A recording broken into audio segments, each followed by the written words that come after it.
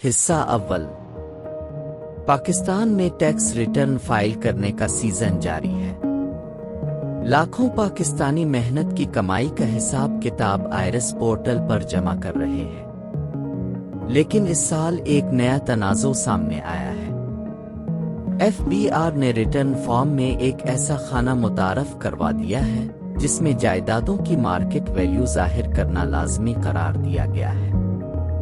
سوال یہ ہے کہ یہ خانہ کس کے لیے ہے، کیوں اور کس وقت شامل کیا گیا، اور سب سے بڑھ کر اس سے عوام کو فائدہ ہوگا یا مزید نقصان۔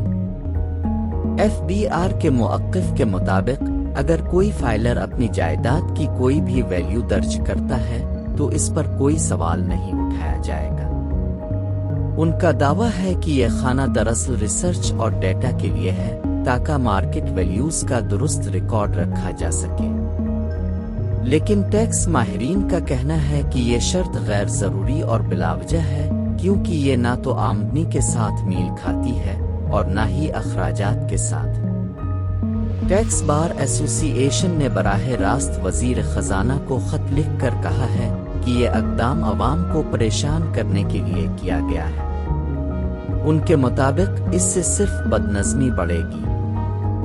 عوام پہلے ہی مہنگائی اور معاشی بحران کے دباؤ میں ہیں، اور اب آخری وقت پر اس طرح کی تبدیلیاں ان کے لیے مزید مشکلات پیدا کر رہی ہیں۔ آئرس پورٹل پر اچانک یہ خانہ شامل ہونے سے ہزاروں ریٹرنز رک گئے۔ پہلے ہی اثاثوں کی قیمتیں ظاہر کی جاتی ہیں تاکہ فروخت کے وقت کیپٹل گین ٹیکس وصول ہو سکے، لیکن سوال یہ ہے کہ جب ٹیکس لاجک پہلے سے موجود ہے تو مارکیٹ ویلیو کا تعین کیوں لازمی کیا گیا؟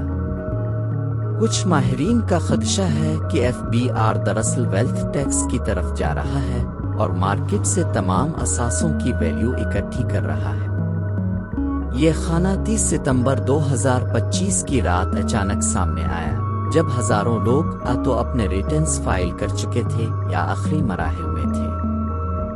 ایف بی آر کا دعویٰ ہے کہ یہ کوئی نیا اضافہ نہیں بلکہ پہلے سے فارم کا حصہ تھا، لیکن عام صارفین اور ماہرین اس موقف کو مسترد کر رہے ہیں۔ حصہ دوم۔ ٹیکس بار کے مطابق یہ قدم عوام کو مزید مشکلات میں ڈالنے کے لیے ہے۔ ان کا کہنا ہے کہ ایسی پالیسیاں حکومت اور بیوروکریسی کی نااہلی ظاہر کرتی ہیں اور ان کا عوام سے کوئی تعلق نہیں ہوتا۔ اس لیے بہتر ہے کہ اس فیصلے کو فوراً واپس لیا جائے۔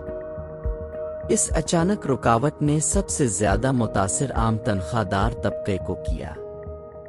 وہ لوگ جو پہلے ہی بینکوں سے کٹوتی شدہ ٹیکس ایڈجسٹ کر کے ریٹرنز بھر رہے تھے، ان کے سیشن بار بار ٹائم آؤٹ ہوئے، ڈیٹا غلط آیا اور نیا خانہ بھرنے کی شرط نے ان کے لیے مزید مسائل کھڑے کر دیے۔ عام پاکستانی کے لیے یہ طے کرنا مشکل ہے کہ اس کی جائیداد کی موجودہ مارکیٹ ویلیو کیا ہے۔